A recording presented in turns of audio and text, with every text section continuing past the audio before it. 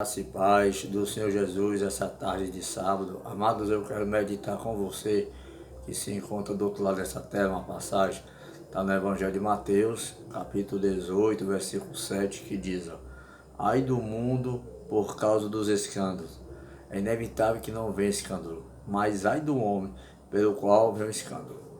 Essa tarde eu vou falar sobre escândalos. Eu queria ler algo para você. Se existe uma palavra que parece estar na moda atualmente, é essa. As pessoas têm sido rodeadas por todos os tipos de escândalos, em praticamente todas as áreas do viver social. Diariamente, escândalos cada vez maiores e mais ofensivos têm sido anunciados nas mais diversas mídias. Escândalo na política, no esporte, na saúde, na segurança, na educação, na religião, nas empresas, nas famílias e infelizmente até mesmo nas congregações. Coisa absurda, verdadeiramente abominações estão se infiltrando e contaminando o interior das pessoas de todas as idades e classe social, fazendo com que estes se tornem consumidores e também potenciais focos de escândalo, capaz de atingir uma quantidade enorme de outras pessoas, gerando assim uma reação em cadeia que mais parece com a explosão de uma bomba. A sociedade parece ter perdido completamente a capacidade de ver sem ter de se alimentar quase que diariamente de algum tipo de escândalo. Mas isso não é de se estranhar. Na medida em que os escândalos são gerados no mundo pelo próprio espírito que há no mundo, um escândalo é uma arma de guerra das mais poderosas, um arsenal, por particular espírito do mundo. Lá em Levítico 4, versículo 3 diz: se o sacerdote ungido pecar para escândalo, o povo oferecerá pelo seu pecado um novilho sem defeito ao Senhor como oferta pelo pecado. Naquela época, quando o sacerdote ou a autoridade pecava contra Deus, tinha que oferecer a Deus um animal sem defeito, sem mácula, um animal limpo. E aquele animal que era limpo, que era sem defeito, expiava o pecado da autoridade que tinha cometido o ato. Isso acontecia na época de Moisés, na lei. E lá em Romanos, capítulo 9, versículo 32, diz o seguinte: eis que põe em Sião uma pedra de tropeço, rocha de escândalo, e aquele que nele que não será confundido. Outra passagem é Romanos também, capítulo 14, versículo 13, diz o seguinte: não vos julguemos mais uns aos outros, pelo contrário, tomai o propósito de não poder tropeço, escândalo o vosso irmão.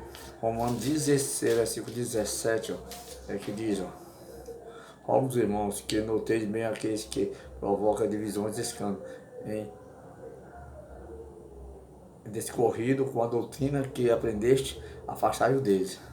1 Coríntios capítulo 1, versículo 23 diz o seguinte: porque nós pregamos Cristo crucificado, escândalo para os judeus, loucura para os gentios. E 2 Coríntios capítulo 6, versículo 3 diz o seguinte: não dando nós nenhum motivo de escândalo, em coisa alguma, para que o ministério não seja censurado. Estamos vivendo, mano, em um mundo totalmente depravado, corrompido pelo pecado. Os escândalos estão aí, em toda a sociedade, entre os famosos, entre os esportistas, entre a religião também, na saúde, na política, em toda a área existem escândalos.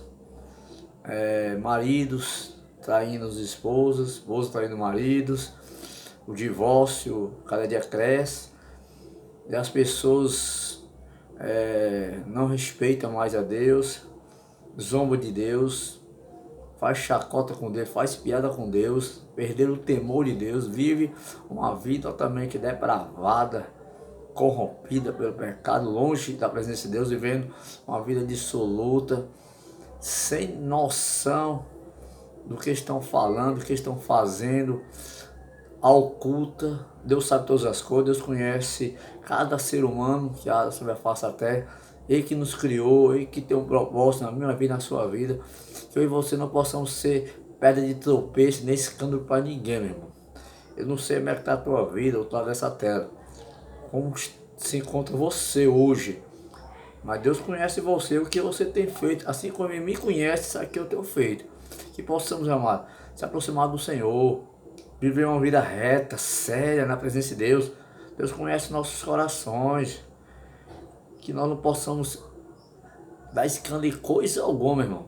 Se você tem um ministério, zele pelo seu ministério, não escandalize o seu ministério não, mano. Seja uma pessoa de Deus, pregue o evangelho, seja um ministro do evangelho, não vergonhe o nome de Cristo. Tem muitas pessoas, mano, muitas pessoas envergonham o nome de Cristo, se dizendo cristão, dando péssimo testemunho, péssimo exemplo para a sociedade. Aí o mundo cai em cima, uma mídia doente, corrompida pelo pecado, um sistema maligno, perverso, onde Satanás aproveita desse sistema doente, que não tem Deus, que não busca a Deus, que não tem temor a Deus, que vive no pecado.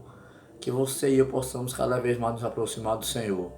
Os dias não têm sido fácil para ninguém, o mundo está doente, os homens perderam a noção, viam o seu bel prazer, iludido neste mundo corrompido, cheio de fantasias, a imoralidade, o adultério, tudo que desagrada a Deus, os homens têm cometido, têm mergulhado a sua vida em sujeira. O coração do homem está tão sujo, meu irmão. Pessoas escandalizando o nome de Cristo. A religião tem sido motivo de chacota, de riso para muitas pessoas no mundo. Pastores envergonhando o nome de Cristo, padres pedófilos. Em todas as religiões existe isso, meu irmão, um escândalo. Que eu e você possamos ser um exemplo para uma sociedade dessa que não vivemos, irmão.